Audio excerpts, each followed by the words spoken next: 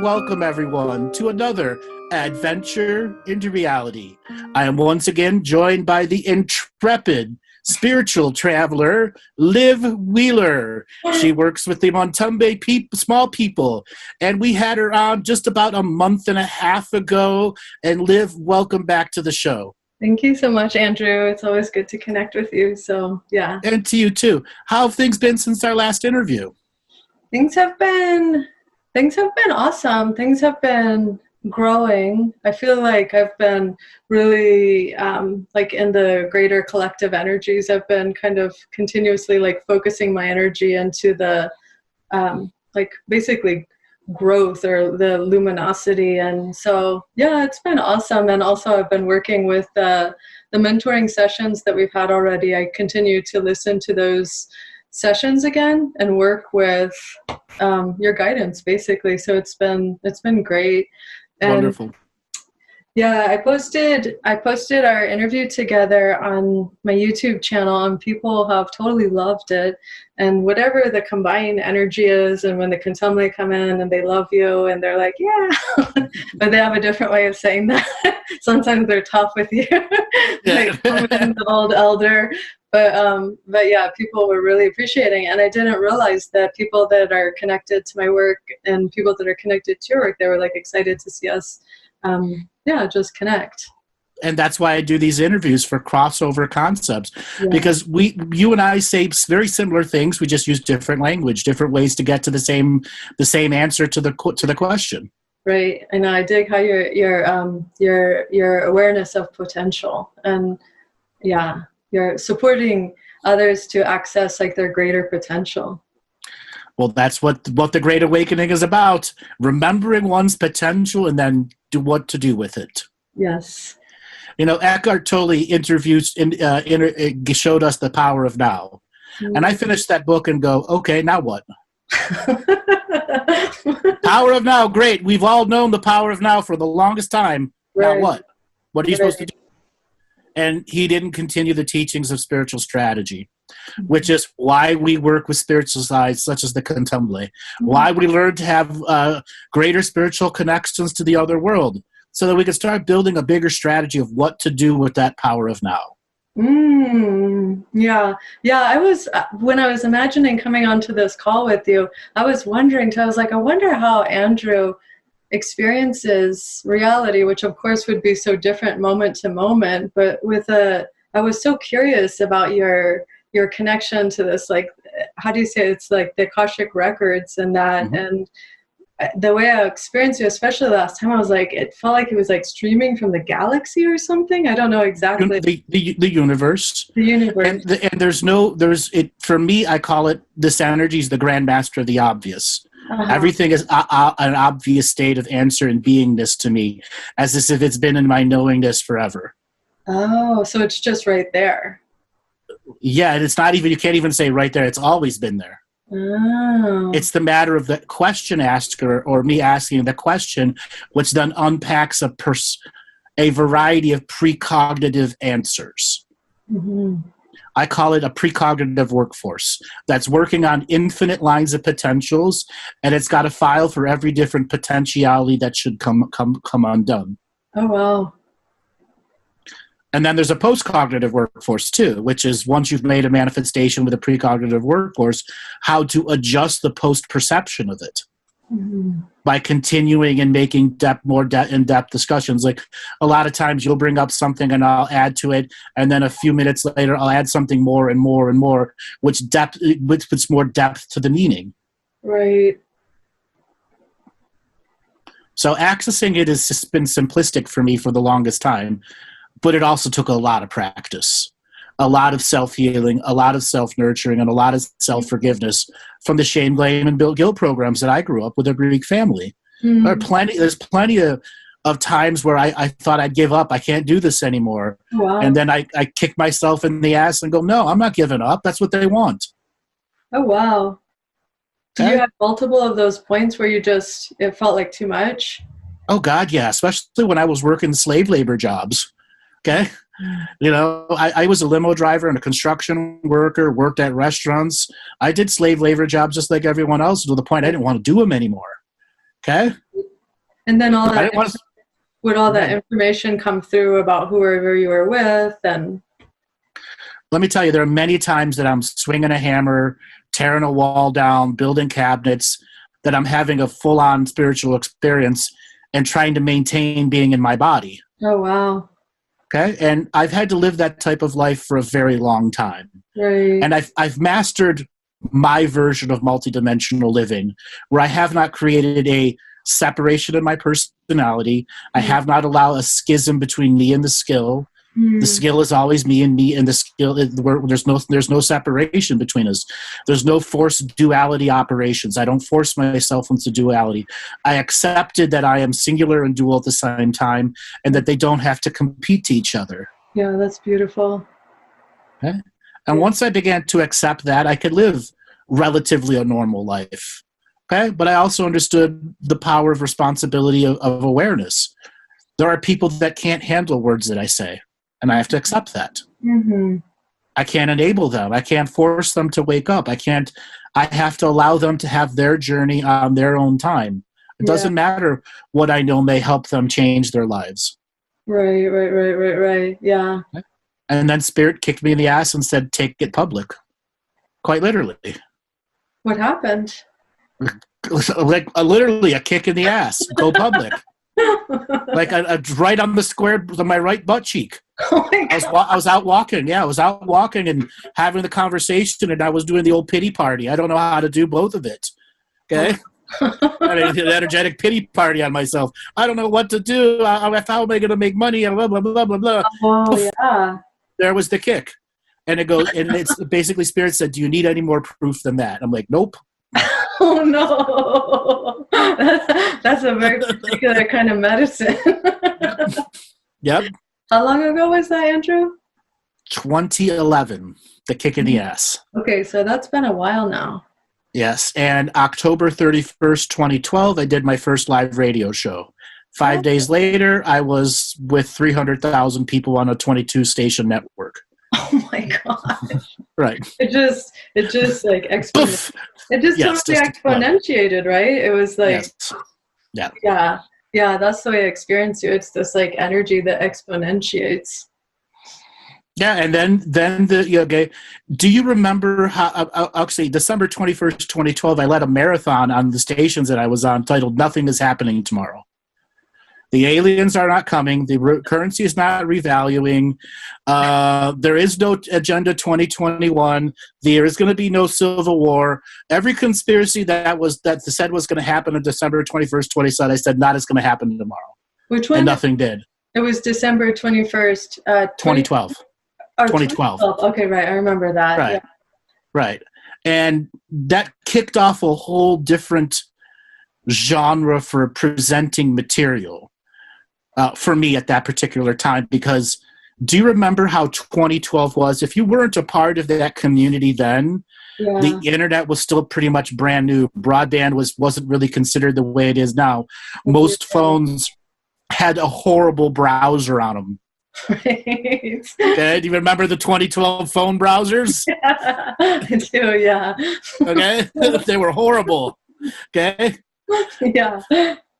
So everyone listened to everything via their computer, and it was a different form of interface. And YouTube was still only 4 years old at that time.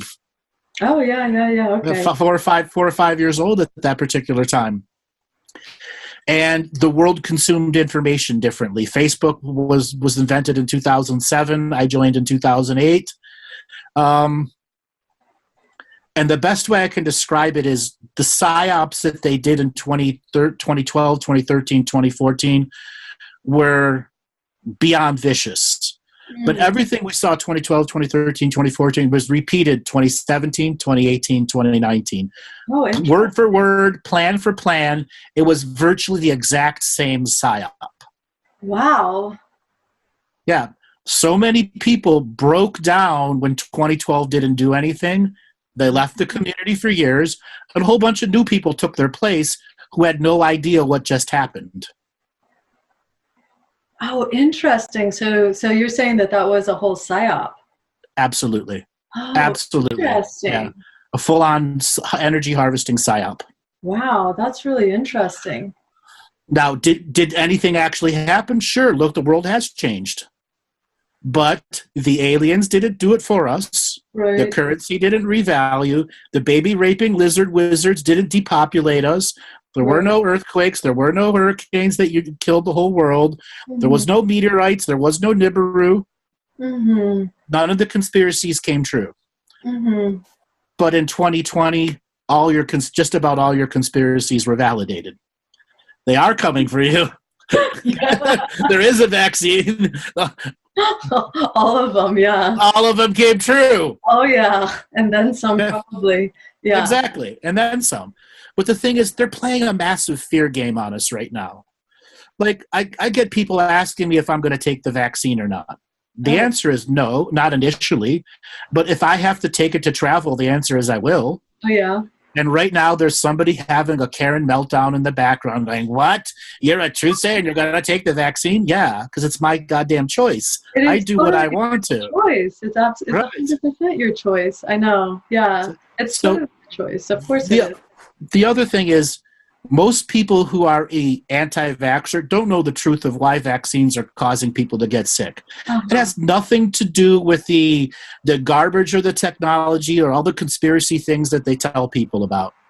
Do you know that if you're a 1-year-old baby or a 70-year-old man, the dosage is the same size? No, I didn't know that. Right. And the whole reason kids are getting sick all the time is because you'd have to have a blood test for the child to determine what dosage size you'd have.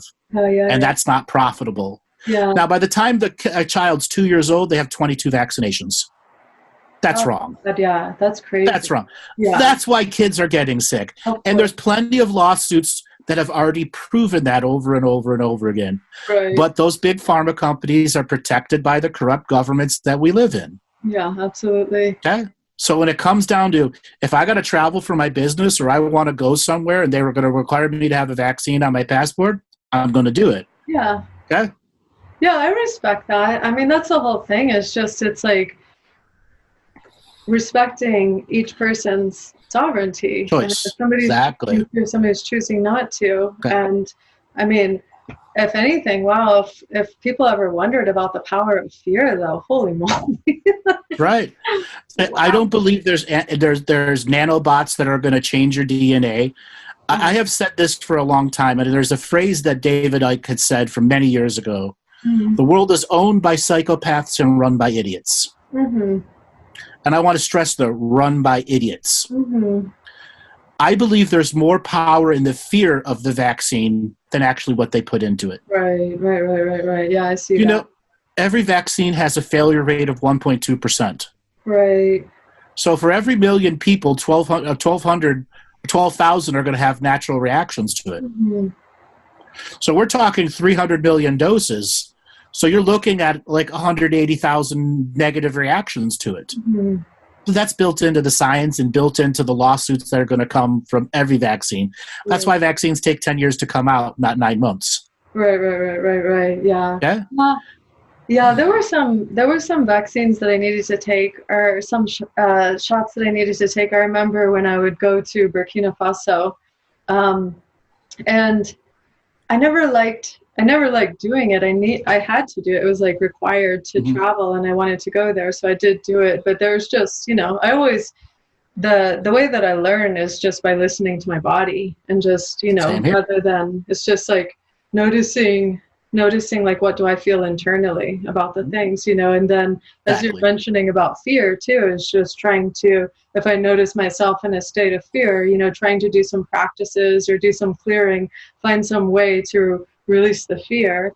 But I did always notice, I'm like, I didn't like it. I mean, obviously I've lived through it, but I just it didn't kill you though. No, it didn't kill me. No. And maybe a few days of uncomfortability. Yeah. Okay. Yeah. For so that you don't get some strange sickness in the middle of Africa. Which I did do. I got still got it anyways. I did. I almost died. That's another story. Yeah, I did get malaria. That's the other thing. That's the other thing about vaccine rates. They only have a 16% chance of stopping what you're getting a chance for. I know, there's that part too. That's the other part of the scam. Exactly. They don't need to put the nanobots in there. All right. Exactly. Let me tell you something. If they wanted to put nanobots and change our DNA, there's plenty of other ways they could do it, and we would never know. True. Okay? True. Drinking water, your Coca-Cola, your meat, the clothes that you wear. Yeah. Okay? The air that you breathe in, air conditioning. Yeah. Yeah. Do you see with a collective fear in that, let's say in the last maybe 10 months or something, do you feel it like continuously intensifying, or do you notice it kind of like wax and wane? So since the election in November last year, what I have described it as, it was like a balloon that deflated and no one laughed. Mm-hmm. And I describe it like a TV series. So season 2 ended and everyone was horrible. It wasn't a cliffhanger. Everyone's like, what the hell is this? This is absolutely awful. Yeah. And the studio said, all right, we're going to fire all the writers from season 2, hire a whole bunch of new writers, and we're going to start with season 4. We're not even going to give you what happened with season 3. So they brought all new characters in, and they're trying to give us season 4 right now. Right. Without telling us what happened with season 3. Mm-hmm. And season 4 is failing miserably in the ratings. Yes. No one's watching it. Yes. And what is happening? They're continuing to milk the cows of fear. Yes. The pro-Trumpers are still pro-Trumpers, so you're not going to convince them to not be pro-Trumpers. Right. That's their choice. Right. But they are milking cows right now. But the other side, the Bidens are milking cows too. Right. Whoever has chosen the two Republican or Democratic sides, you're just different nipples on the cow. Right. Okay? They're just harvesting this flavor of fear or this flavor of hopium. Oh, interesting. Okay? Mm-hmm. They're going to continue to harvest and people disconnect from the system, turn off the news channels, and go into themselves and find some form of natural living again. Yeah. And something I appreciate about you and I were talking about this last time, I've heard you say it maybe once or twice, is the Great Awakening. Like I like that I find it interesting that you see it like, I don't know exactly how you've said it, that it's not meant to be like a collective thing, that it's meant to be, it's kind of an individual. I appreciate that perspective. Will you say a little bit more about that? So one of the biggest lies propagated by the light worker conspiracy community is we're all doing it together. It's a collective awakening. Right. Bullshit. It was never meant to be a collective awakening. It's an individual awakening into reclaiming your power to be you in the now, with all of the mind control and social engineering systems out there, and you saying no to them individually, rediscovering your capacity to connect with nature, rediscovering your capacity to connect with the natural elements and frequencies that are around you, detoxify from Roman numeral time that taxes, steals your money, makes you a slave, makes you servitude. Yes. And then to understand that there's a greater form of beingness out there, and a whole plethora of beings waiting to communicate to you once you've detoxified from those concepts. Mm-hmm. Now, after the individuals have woken up, will a bunch of individuals come together? and form the founding collective? Yes. But that's a long ways away. A long ways away. Humanity right now is truly a traumatized cow. Yeah. And how do you get the cow to relax? Okay? And I use the term cow because we're a part of a farm. If you want to be an alpaca or a llama, you can be that. If you want to individuate yourself to what kind of farm animal you are, go right ahead. We're all free-ranged harvesting entities right now. We're not organic. Okay? And we got to get that organic energy back, so we're stopped being identified as a cow or a chicken or a llama or whatever. Connecting with the organic energies. Yeah. Right? Yeah. Once again, learning how to make that a part of the inside you. Yes. Going out into nature. Well, not just going out, to being able to recreate the nature feeling inside your own home. Okay? Out of your expression of your energy.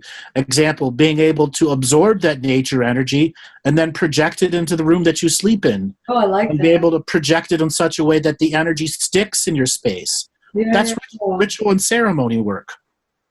Yeah. Yeah, I like that. I can feel that. That's natural organic magic. That isn't a spell. Okay? What can you do? Can you add a water feature to your room? Absolutely. There are plenty of times that dripping, running water energy puts people right to sleep. Yeah. You can go to Michael's craft store and find a water feature for $6. Okay? Or make your own. And then connecting to the spirit of the water and nature, and then connecting exactly to that fountain. Yeah. Yeah. Allowing your spiritual innovator side of you to figure out how to connect your belief into making something a solid energy construct around you.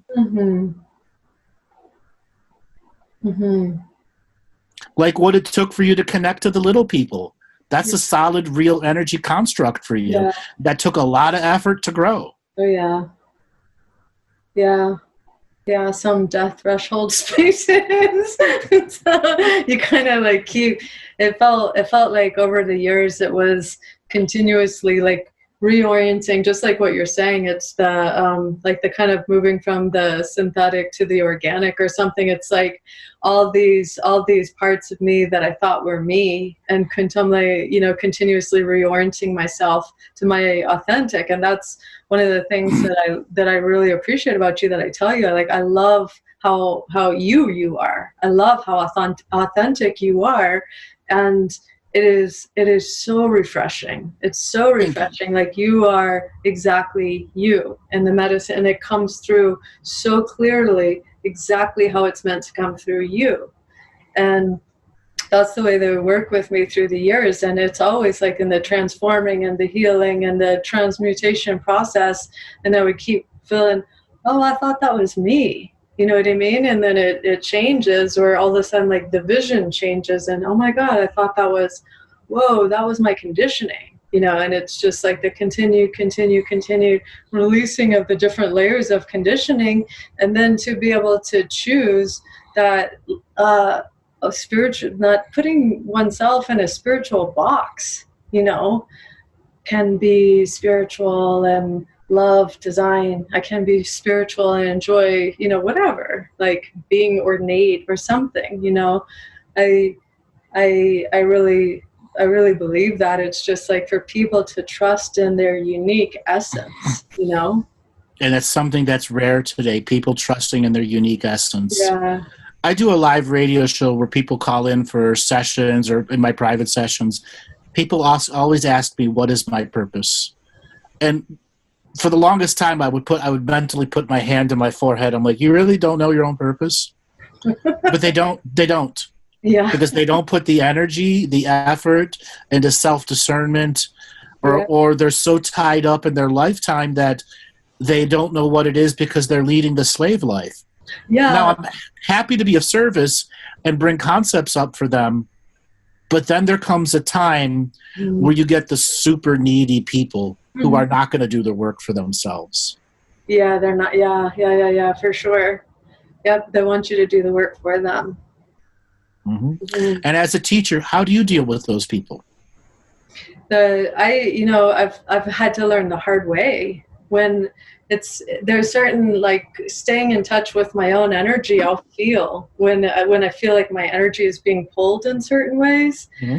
And I was raised to be a people pleaser. So I've needed to continue to work and find the truth of my essence, that true in my essence, there's like a kindness that comes through, and that's authentic.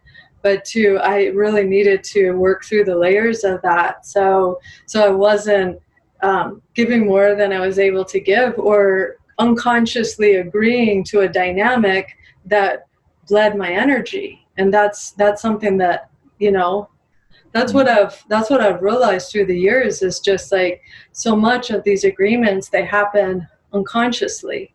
It's like with the unconscious, and I become more and more aware, and that's why I keep, like, the process of becoming more conscious is, I'll say a lot of times out loud, like, I don't agree to that. I don't care how many people are agreeing to this. I don't agree to that. And if that means I'm going to be walking by myself, I'm good with that, because I'm here to walk my path authentically. Beautiful. Yeah, it's just, can feel it in the energy field, or it's just the ways.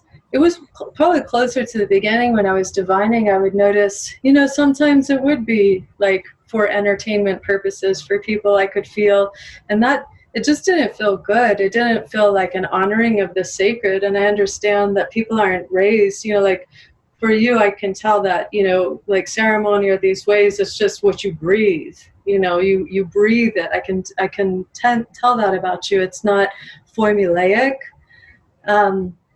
But yeah, I would notice that sometimes, and I'm like, I don't want to be sharing my gift in this way. It doesn't feel right. Like, I would rather be supporting somebody who's dedicated to showing up and healing. And I realized that for me, it's like it has everything to do with healing.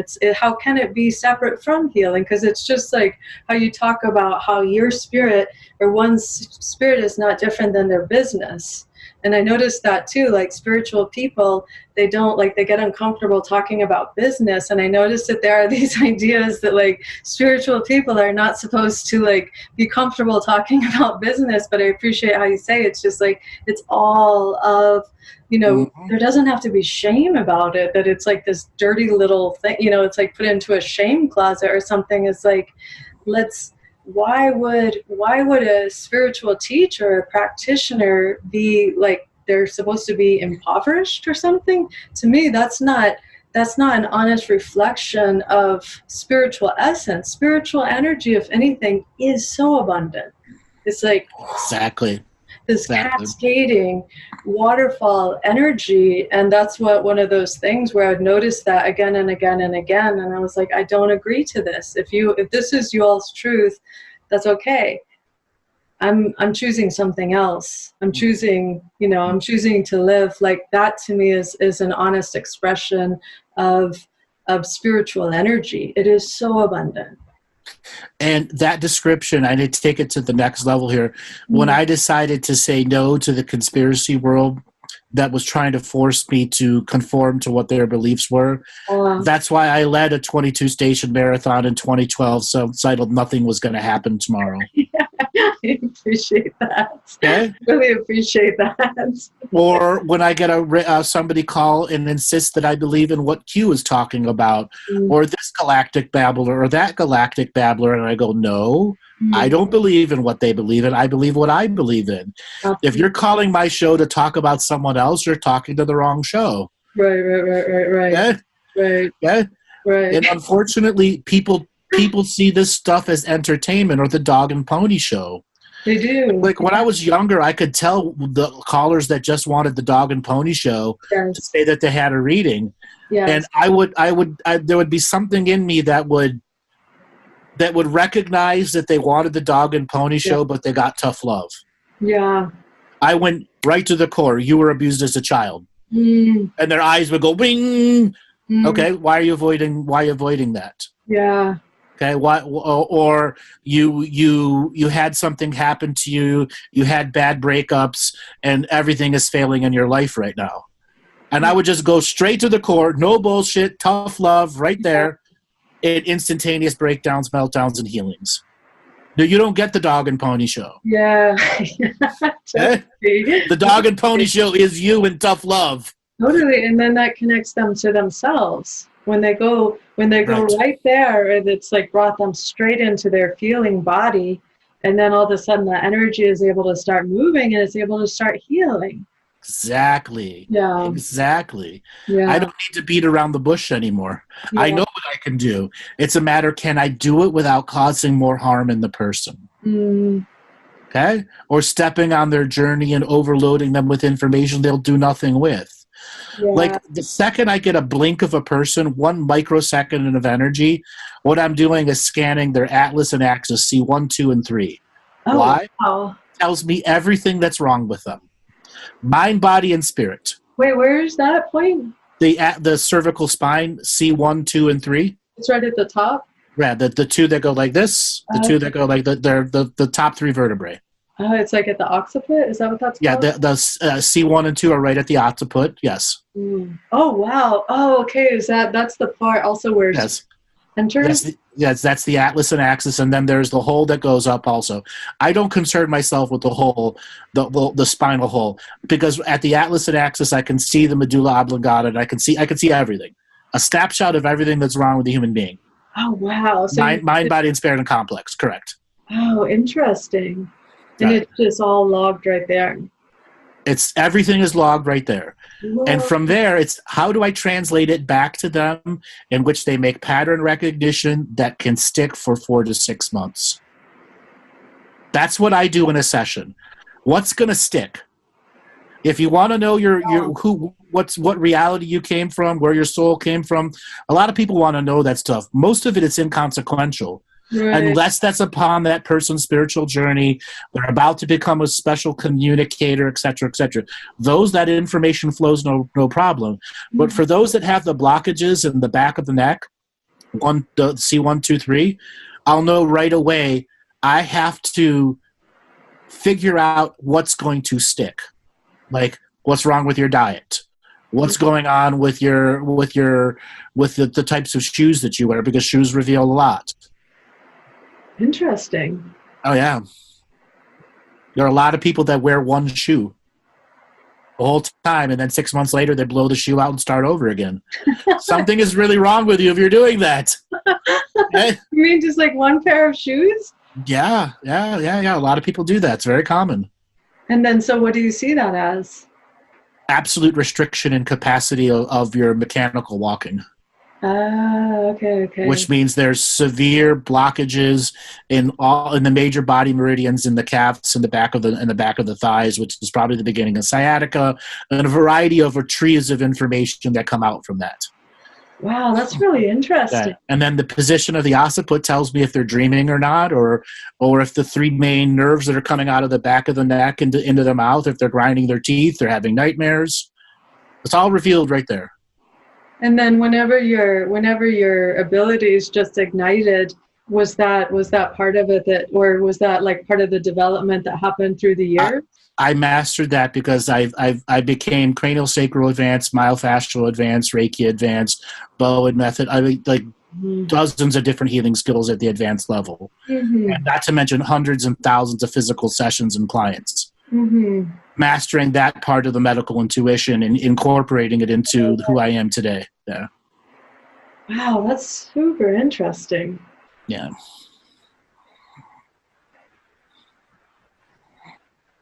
So that was a thing that I learned and I developed as part of my unique.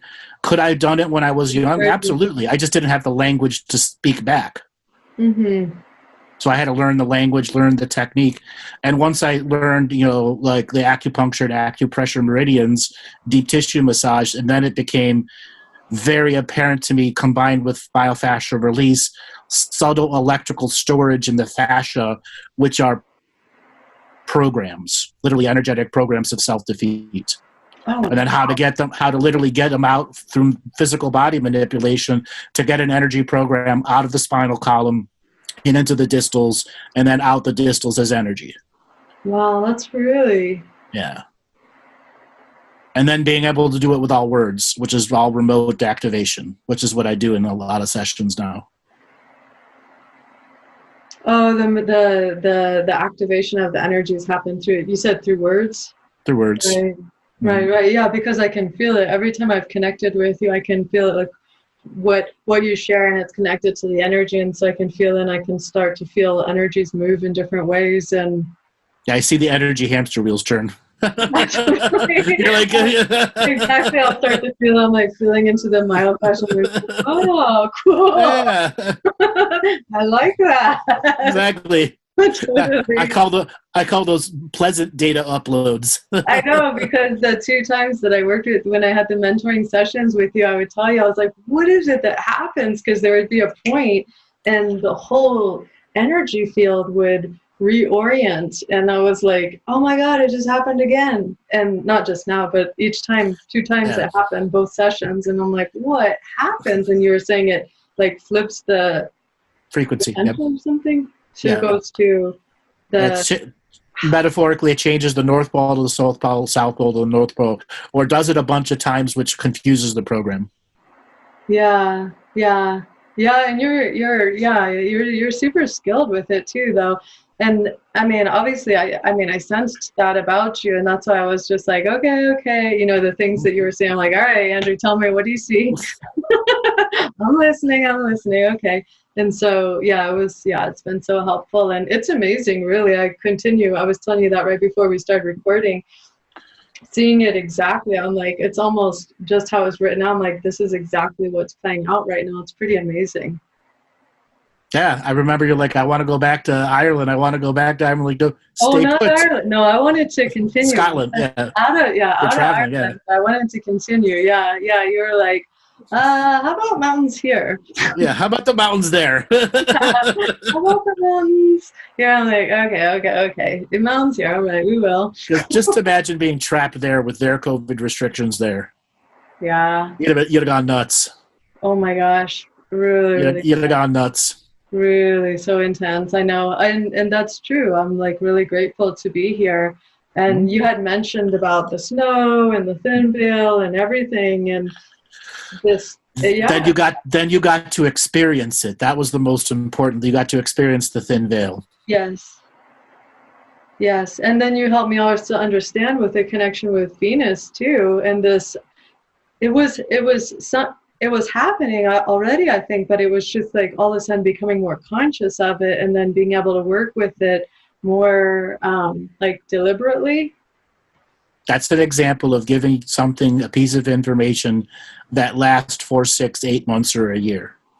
Yeah, it's pretty. And searching the records or the energy or the aspect of what's going to motivate you at a personal level for you to enthusiastically explore that process. Right. Okay? Because it's not about me forcing you to do it. The person's got to want to do it on their own. No. Yeah, for sure. Yeah. I mean, I trusted your sight for sure. I trusted your vision, but I'm always going to continue. Like, I'll be honest with myself. Right. I'll keep feeling into myself. I'm like, yeah, that feels really true. I'm gonna totally take his guidance on that. And yeah, it's been so helpful because. Yeah, when one is, that's what I was imagining too with people who come to you, where at first maybe like what you're talking about, the tough love, or it can be like, you know, that kind of medicine that moves through you. I would imagine that that's also precisely why people gravitate to you too. Like they know they're getting really, really honest assessment. For the most part. I mean, I get my share of depressies. That no matter what you say, or the ones that come in and the first thing they say, if you can't help me, I'm committing suicide after this session. Really? Or I get that 10 times a year. Yeah. Wow. Yeah. I'm like, go ahead, bye, click. Wow. No, I don't actually do that, but I have had one person that after several sessions of it doing this, I'm like, just don't go ahead and do it. And hang up on them. Okay. Because that person just wanted attention, didn't want spiritual work, Money to me doesn't matter. I'll give you your money back. I don't care. Yeah. Okay? Yeah. It comes to a point where they're doing that to be vampiristic to others. Exactly. That's the thing, because you could feel the energy behind it. And yeah, I know that's the demon behind the person just wanting to attack me. Oh, yeah. Okay? That's the other part. And that doesn't happen that often, but I do my work. So when that stuff does come up, I'm going to free the person and kick the demon out of the body. And I do that all the time. Oh, yeah.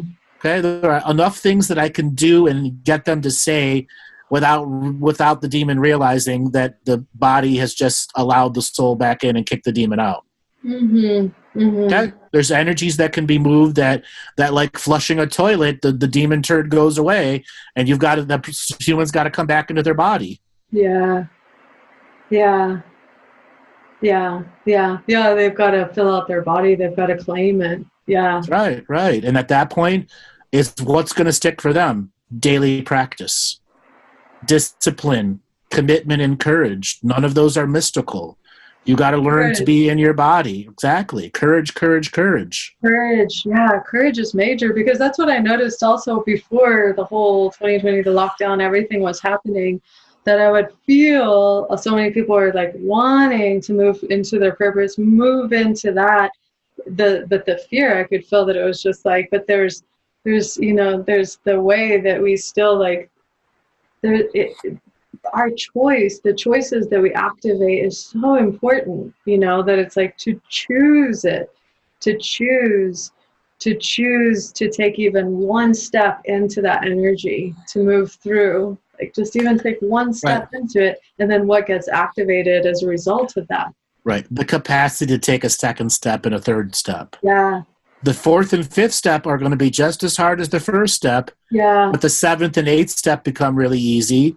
The eighth and ninth step are a little harder, but it progressively gets a little easier and a little easier until you're at that 20th, the 30th, and 40th practice step, where it's really not that hard. Yeah. It's just the discipline to stay courageous, yes. The discipline to not fall into paranoia, the commitment to say, I can beat this and I will not be a disempowered person. Yes, I know. Okay. And part, of course, why I relate with like your way too is it reminds me of the Kontomble too, because they're not really, they're just like they're committed to truth, they're committed to that. And I remember one of their messages, I don't know if I mentioned it the last time, like when it was like close to when the lockdowns happened and with all of it, and they were just like, it was a message for community, and they were basically saying like, mouse or lion, like who are you? Are you going to be a mouse or a lion? And that's what people, I think a lot of times they think that working with spirit equals spirit does it for us, but that's exactly. Yeah, that's still applying, but not the beings that I work with. They're like, come forward. And I think any assignment they've ever given me, any spiritual assignment, I always move through thresholds of fear. There's always a threshold of fear. Same with me. Yeah. There's always that threshold where the unknown is about to become unknown, yes. And there's that roller coaster energy as you're going over the top.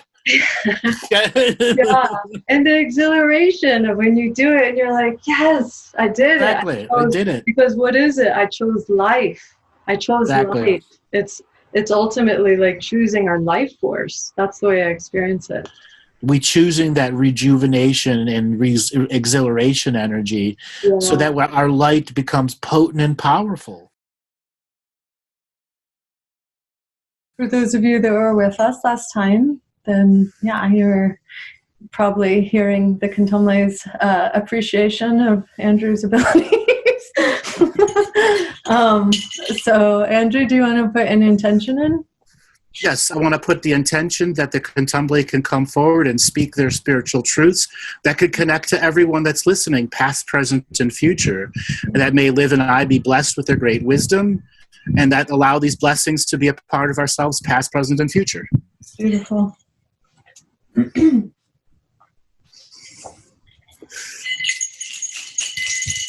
Oh, that's interesting. The Kontomble, they just were asking me to ask you if you have a poem that you would share. A poem? a poem. They're asking if they're seeing you as a poet, so they're asking if you would share a poem. Sure. One second. I do have one. 1 second. Okay. Mm-hmm. The future of our species. We take step by step, day by day, each moment to discover our consciousness. It comes with a set of choice points.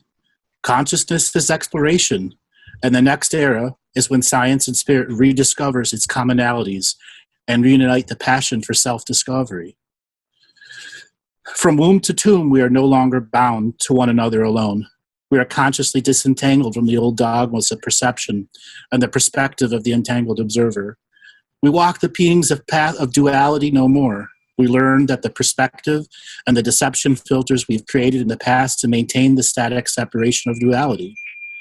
The future of our species is in the undiscovered country of our dream space, the sacred ancient space of inner creation and outer voyages our ancestors of the past searched, discovered, and painstakingly mapped so future generations may take up the mantle of responsibility and once again search the multiverse as beings of contangled light. Beautiful. Yeah.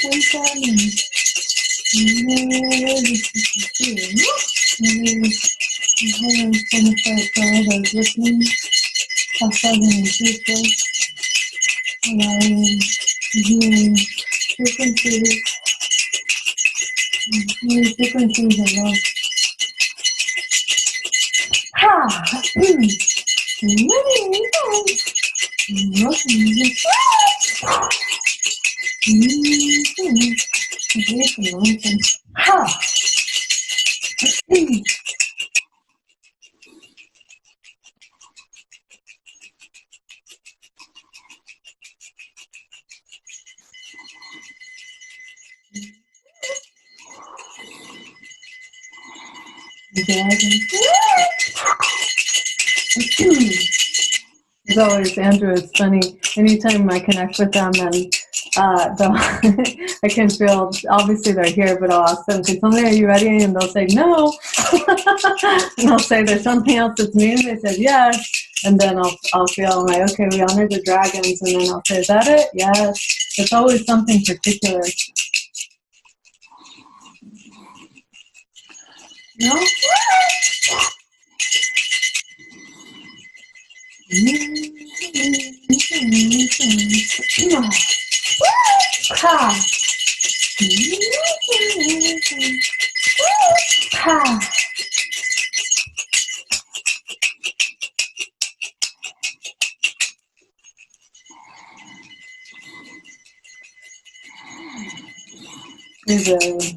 What is that? It's like a, I don't know if that's a leopard or something like that.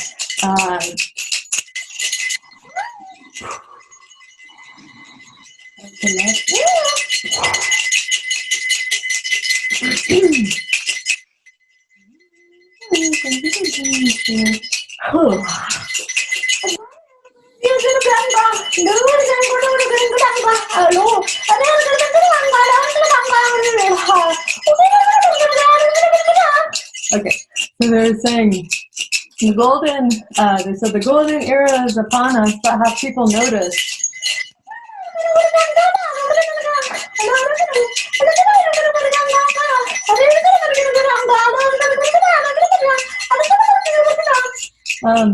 They're saying, what kind of masquerade is this anyway? They said masquerades take different forms.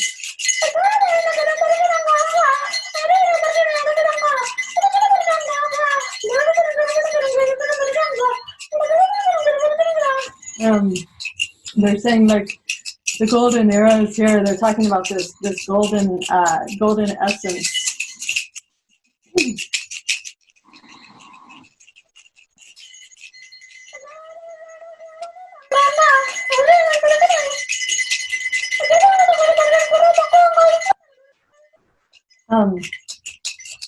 She said the earth awaits patiently like a grandmother in a rocking chair.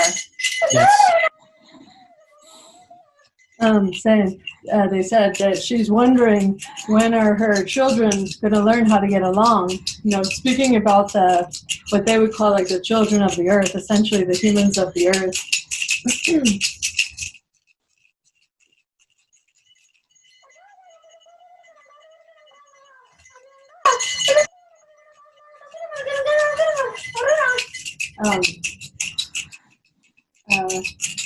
The particular word that I'm looking for that they just said. Evade, that's the word. They said we don't understand how it evades humans.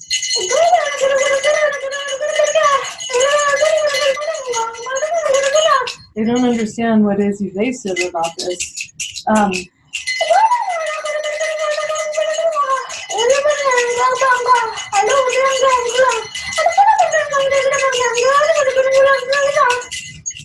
They said they wonder if humans still notice that, like the good energy that flows, and either finding points of similarity and also being able to hold different points of view with heart.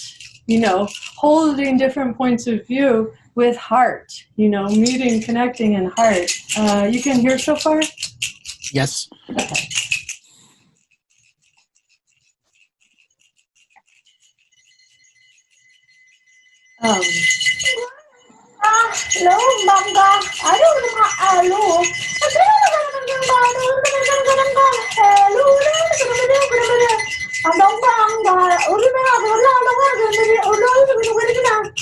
Because they show that there are various, it's like similar to what you were talking about earlier with the hamster wheel, and they show these kinds of like, it's like like a merry-go-round or something. It's this certain thing that goes round and round, and people don't understand that that by the way that they get like latched in energetically, that it's going round and round and round, and it's really not. It's not progressing. It's staying in the same point, but going circle, circle, circle in the same. Right. I call that the hermit's wheel of servitude. What is it? The hermit's wheel of servitude. Yes, like that. It's like if they're stuck on a hamster wheel that's servicing everything else but themselves. Yes. Oh, yeah. Andrew, will you talk about that? Where you said it's servicing everything else but themselves. What is it servicing, do you see?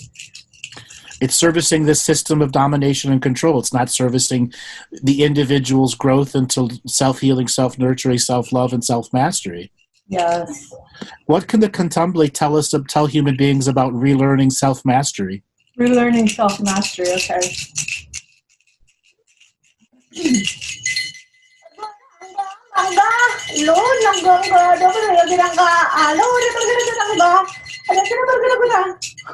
The Kontomble, actually, they talk about the word master a lot. And so they said, because they do talk about like the energy that gets inside of words, they're saying, it's good for like the master not to be dominating another. Obviously referring to the way that word has been used historically.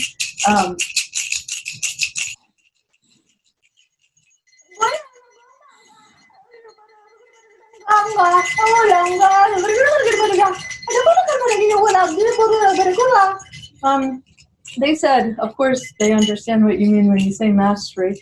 And so they're saying that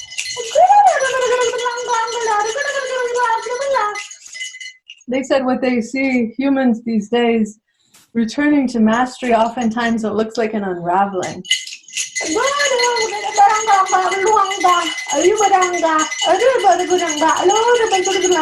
It's like an energy that starts to unravel and unravels and unravels and unravels and unravels.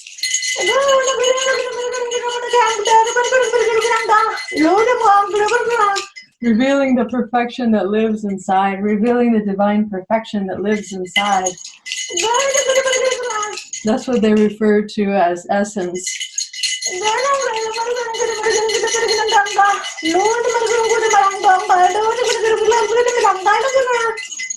They said that essence is connected to all like prior lifetimes, and the I guess you could say too, like the mastery that was achieved. And like you, they also encourage practice, because they said once that unraveling happens and then you return to the essence, then there it's like you have this kind of raw energy, and so it's giving it a kind of like a movement of energy or a pattern, or it's like energy having purpose. Energy has purpose, and the way that we like use our body, or the ways that we do these different like mental or spiritual practices, it creates purpose, it creates pattern.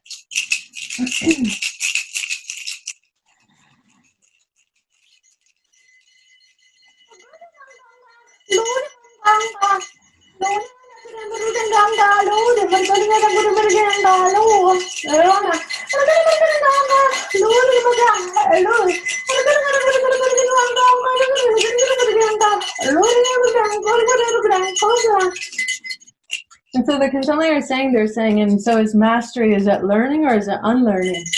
It's both. Huh? It's both learning and unlearning. Yeah, that's exactly what they were saying at the same time you just said that. That's exactly what they were saying. It's both. It's both. It's both. It's learning and it's unlearning. It's both. What can the Kontomble tell people about getting out of the hermit lifestyle that social media has created? Okay, will you say that one more time, Andrew?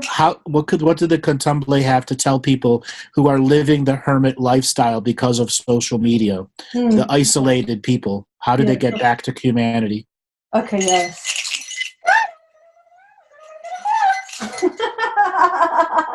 They said, get the hell out of your house. You see how they're similar to you? Yep. That's why I understand your way. I'm like, it's my way. That is verbatim. If only those words would work. Hang on, there's more.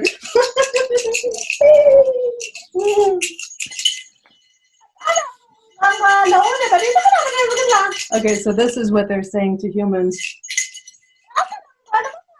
They said, you didn't come here to play a video game.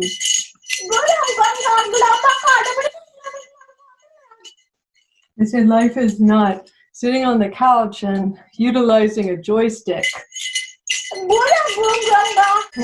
They said, joysticks don't like generate true joy.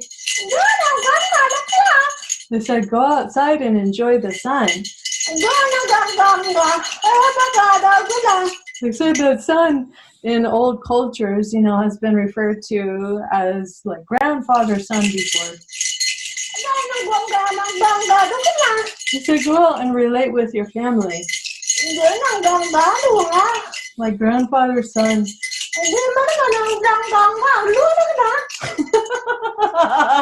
This is what they're telling. This is their message for people. They said, you might get a suntan. You might like it.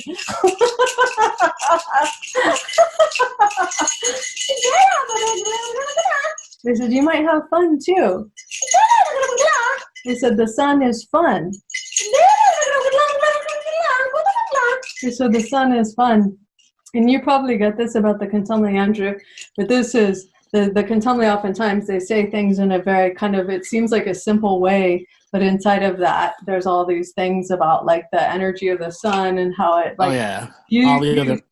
all the other coded information. Exactly. It's not just about sitting in the sun. It's about opening your energy up to absorb the sun and having an enthusiastic effort and love for yourself to actually make that visualization process real for you. Yes. Yeah, you really understand. Yeah. It's the alchemy of choice. One choice opens up another, which opens up another, which allows you to do something in the moment of now. That has strategy behind it. Yes.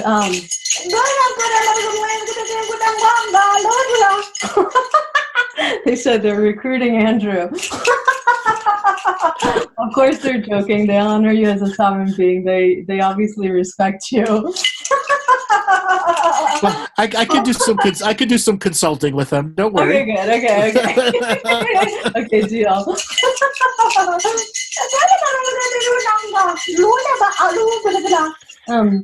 They said upon further elaboration about the sun. They said they continue with that. They said, the sun is your grandfather. And again, obviously, the whole time they're also talking to you who are listening. They said your ancestors, they lived life by the sun.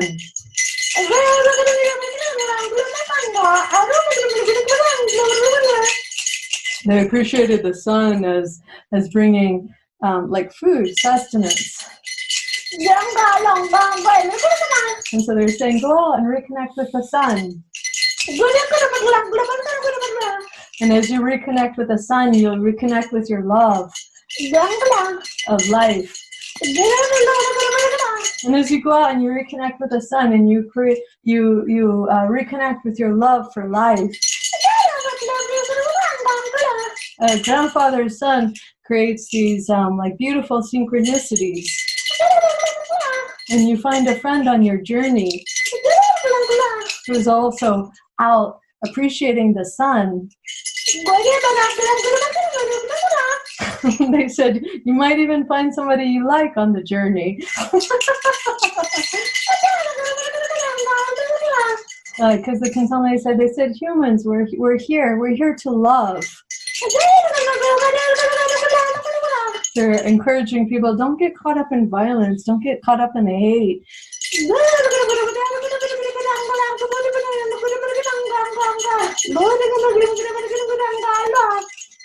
They said, don't allow for the criminalization of your being. Don't allow for the criminalization of your being. Embrace the sun, which is to say embrace life, which is to say embrace love of life. Fall in love with life again, or fall in love with life for the first time.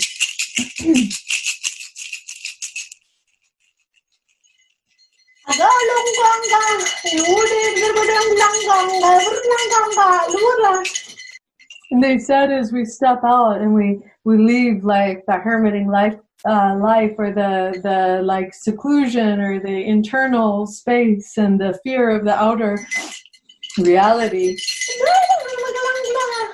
we remember that happiness also happens in simplicity, in simple ways. You go out and you go for a walk and you meet somebody that you connect with, and it's simple and it's good.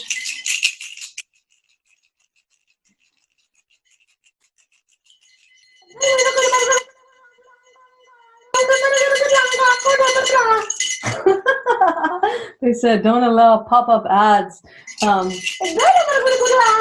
dictate your life for you. Don't allow pop-up ads to dictate your life for you. Okay.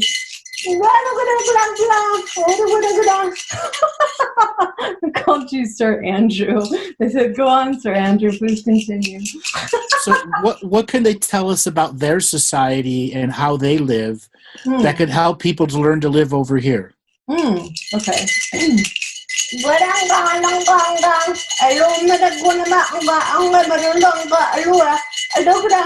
heard that, the Kontomble shifted, the one who started talking like before.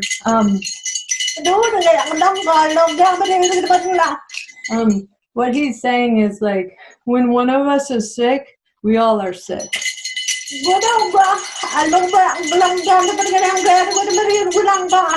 And so he's saying that we turn our focus to our village.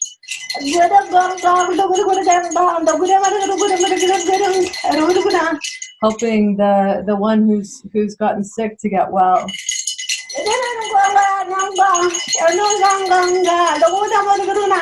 And he's saying that the one that got sick is not expecting the village to stop for him, for the one that got sick. And he's saying the the elder is saying, this is how we tend to life. This is how we stay strong as a village.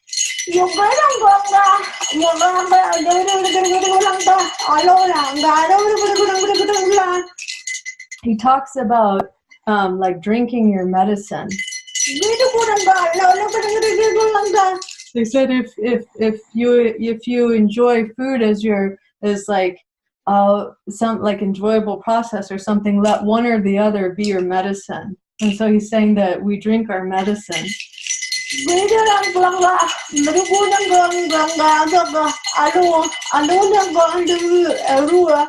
He's saying medicine for us is love.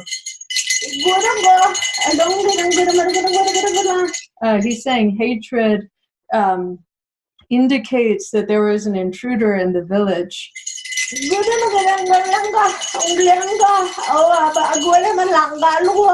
He's saying because we keep our village like well maintained, if there's hatred, that indicates there was an intruder.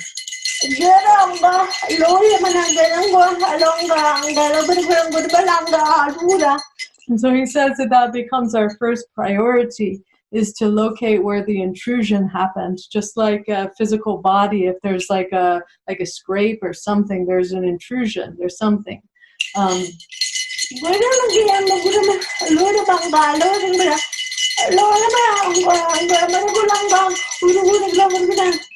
he's saying that like the maintenance or the well-being of the village, or also could be said as the family, is really everything. Just like the well-being of the human body or the integrated soul. He's making the comparisons.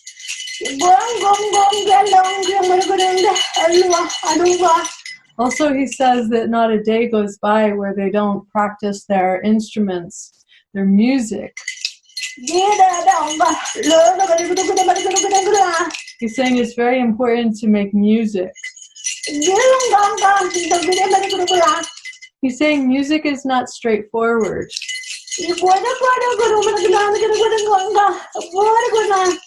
Music has curvatures. You can hear so far? Oh yeah, it's beautiful. Okay.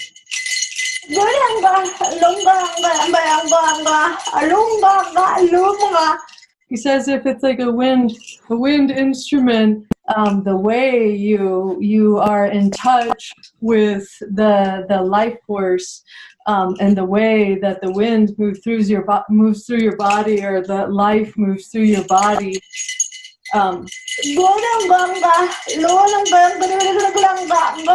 is determining whether that instrument is going to be healing for the recipient.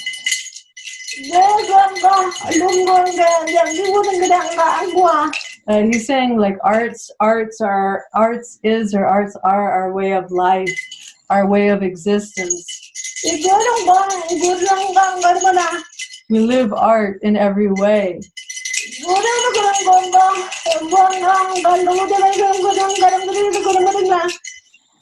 He's saying if humans lived as we did,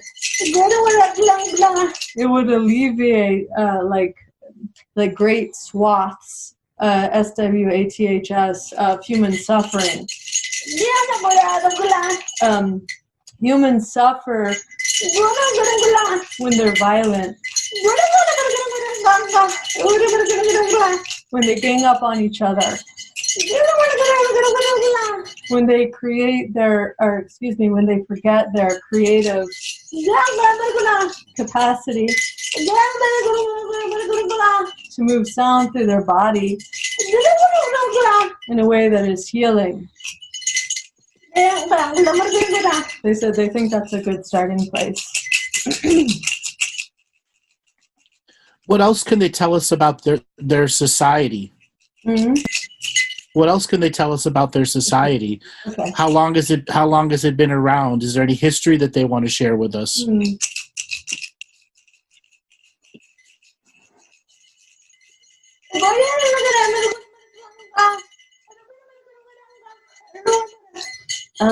I'm going to tell you, Andrew, what they're showing me, and while they're telling me this, I might pause and say, Andrew, are you getting that picture? Yep. Because I'm going to basically just tell you what they're showing me and then see if you're also picking up the stream. Okay. So we'll flow with this.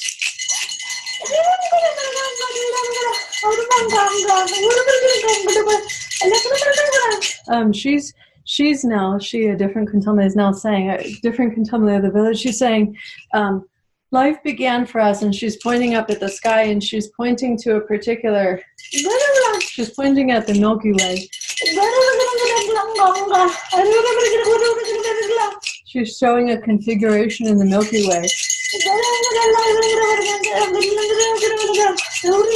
And she's saying our life very much is intermingled with the Milky Way.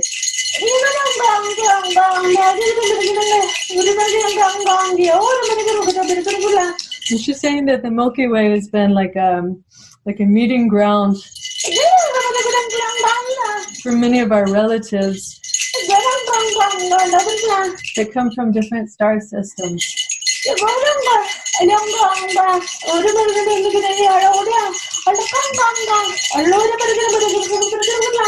They said they have a dedication to Earth. They said because Earth is our sister. They said Earth is sister to us. I'll pause there, and then they asked me to ask you if you want to share what you're seeing. So I'm seeing a series of star systems in the Milky Way that branch out into the different lineages of Kontomble that have gone to other worlds that have fresh life on it, and how they help grow the different species into consciousness and awareness until they're able to become starfaring species, and then some of the Kontomble leave and go to other worlds, and that the particular lineages of Kontomble that have come here have been joining different soul families and groups about evolving humanity's concept to understand multidimensional thinking and living, and that the Kontomble both live simultaneously here and on other worlds. So the village here on Earth is also a village somewhere else. It's a multidimensional, simultaneous existing village. Wow. If you saw me right now, Andrew, my jaw is like dropped to the ground. Thank you. That was so beautiful. Woo. Thank you. You're welcome.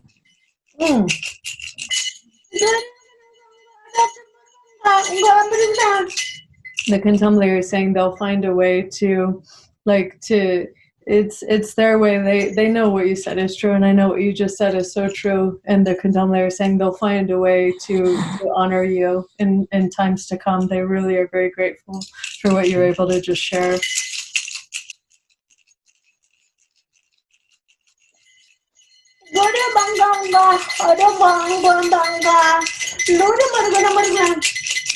Okay, can we continue together, Andrew? Because yes. it creates such a vaster picture. Okay.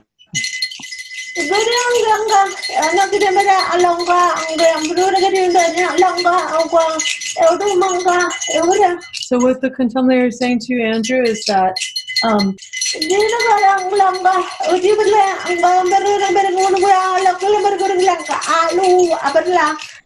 the Kontomble are asking you to say, if you will, how you see that humans are getting captured. They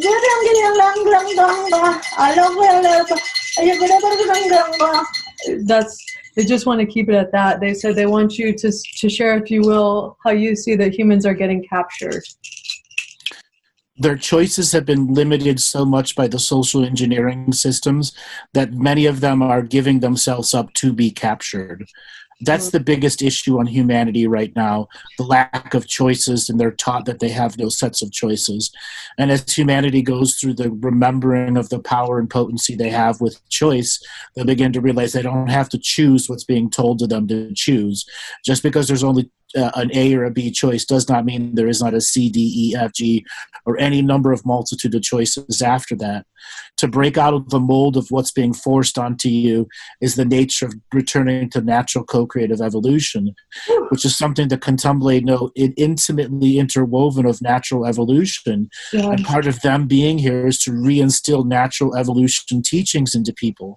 Wow. So that they can learn what unnatural living, the unnatural living and natural living, that there's absolutely a pendulum swing into natural living again. Oh, wow. They're just like they I don't know, they like keep saying they're like, we're so proud of you. Doing a good job.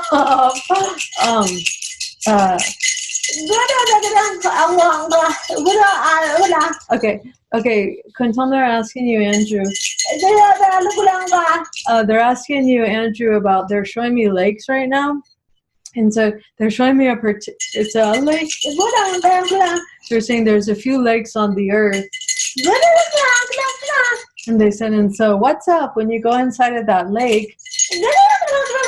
They said it's like it becomes an asteroid or something like that, that it's like once you go into that lake and then who knows where you're going to come out. And so the Kontomble are asking you, they said, Andrew, will you talk about those lakes? So there are a variety of lakes that have rifts underneath them. And what is a rift? A hole in space and time. The surface of Earth was attacked in the, let's say, between 21 million years and 9 million years ago, was regularly attacked by reality and time-altering weapons. And you got to think of it like a disaster super site, where the ground's become toxified in modern society, but it's become a time-toxic zone. And when you put water on top of a time-toxic zone, it's a way of putting a cork on it. Unfortunately, that water becomes programmed with those time energies, and negative off-world species and sometimes positive off-world species will use that rift to travel through time in a stealth mode. And there are about 1,500 lakes on the surface of our world that are like that right now. Yes. And as humanity goes through the Great Remembering and the Great Awakening and different off-world species comes, we will begin to shut down those rifts and portals that are under those lakes so they're no longer being used negatively. Example would be like Skinwalker Ranch in Utah is an example of that. Even though that's not a lake, yes, it's a natural portal in the mountain rifts where time-altering weapons were being done. Oh yeah, okay. Well, yeah, they get very excited by what you understand. It sounds like this is probably going to be the last one because of the time that we have left. And if you want to do this another time, I know it just feels like it wants to continue at least. Oh, I'm sure we're going to do this again. This is a lot of fun. Right? I know. I'm just like, oh, wow. Okay. So this is their I know it just keeps turning tables. They're like, we want to ask him a last question because it just opens up all these energies. It's amazing. Okay, so this is their question to you, Andrew. I guess it sounds like this is going to be the last question.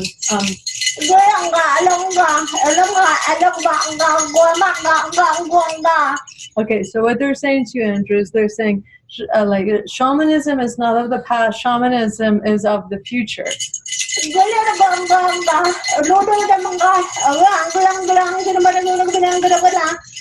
They said political correctness, we don't care. They said institutionalized belief, we don't care. They said what we care about is what's real.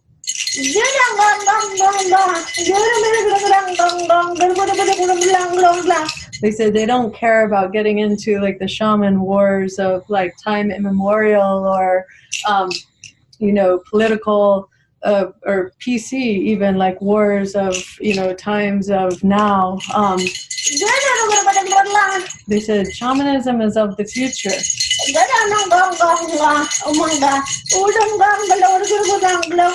And so they're asking you, what do you see of, obviously they're using the shamanic word to encapsulate an understanding of a way of life.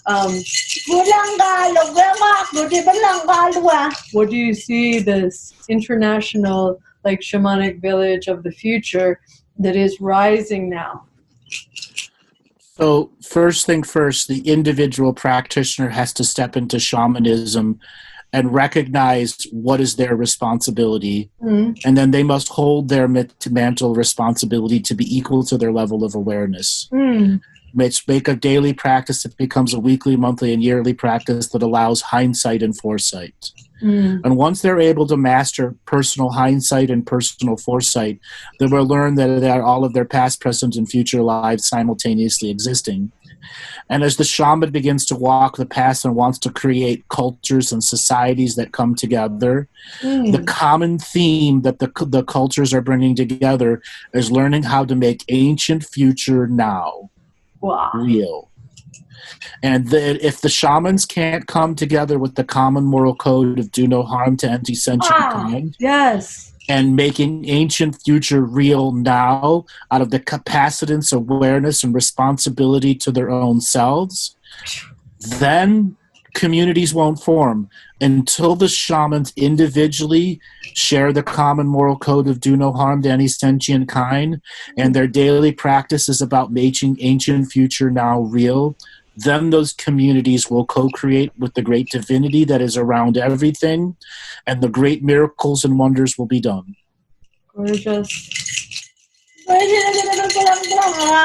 Yeah, I mean, honestly, like the Kontomble, they bow their head in honor to your understanding. Beautiful, beautiful, beautiful, Andrew.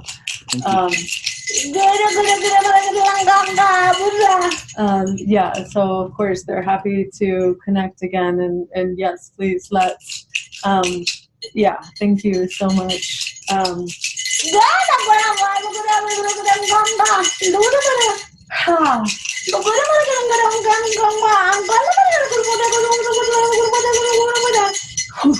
They're encouraging everybody. Those you beautiful soul that are listening, they're encouraging you all to find where you get sparked and what's been shared, and it feels good, Andrew. It feels really, really good, these comings together. There's a whole bunch of information that has been unpacked in the astral world around us. And I find it quite it's like a whole bunch of boxes have been unpacked. You can feel it. I know, right? Oh yeah. It's so beautiful. Let's do this again. Yes, definitely we'll do it again. We'll do this on a regular basis. Yay! I think people really need to hear the combination of me, you, and the Kontomble, and growing this rapport until we can really make some potent and powerful statements. Like that last one about the societies. It's personal responsibility to your own awareness, learning how to have hindsight and foresight, so that when you become part of a community, you can share the common moral code of do no harm and learn how to make the ancient future real now with your practice. Gorgeous, gorgeous. Yeah, so beautiful. Thank you so much, Andrew. I am already, just like last time, like, okay, looking forward to the next. Okay. Wonderful. Thank you so much, the Kontomble people, for coming forward. You guys have just been a bright and sparkling light to today. The Kontomble, they're saying, oh, like they kind of blush. They're like, oh, thank you, thank you, thank you. And they continue to say, really, they're so proud of you, Andrew. I mean, you know how it is. I mean, these beings, these multidimensional beings, you know, they can see you and they know you since like the very beginning, and they are so proud of you. Anyway, so thank you. Beautiful, beautiful. So we're so looking forward to the next, and to you who is listening, thank you so much for joining us again, and thank you so much to you, Andrew. Adventures in reality, yes, this is. That's right. The roller coaster of adventure into reality. We're in it with you. We're in it with you. So thank you so much, and we are already looking forward to the next. Yes, and we ask you to go to the comment section wherever you are watching this video and write some comments about what you felt from the Kontomble people, or next time you've got a question that we want to be able to pose to them too. Yes, please do. Okay. All right, Liv, thank you so much. You go and have your food break, because I know when you're done with this, you're starving. You're starving. Okay. See you soon, Andrew. See you soon. All right, thank you, everyone, and we'll be back with another episode soon. Thank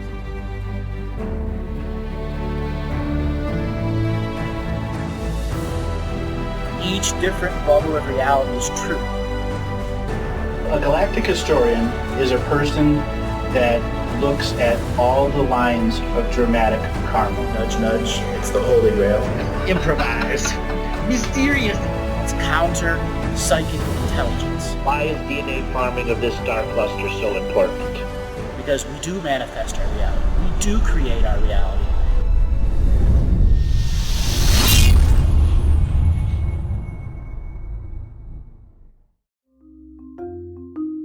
Hello, let's create, let's co-create, and let's change this world with love. No matter if you're from Alpha Centauri or Earth, we all began with the same birthing process. We live in a limited point of view. Living the mystical life daily is about striving for the unlimited point of view.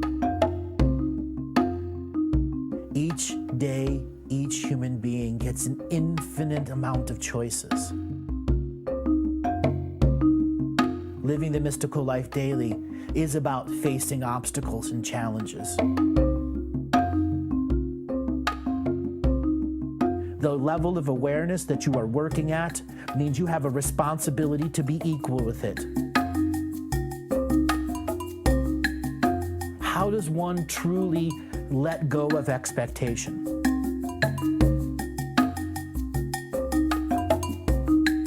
You can make the moment that you wake up to the moment you go to sleep sacred. The keys to success: choice, choice, choice, and choice.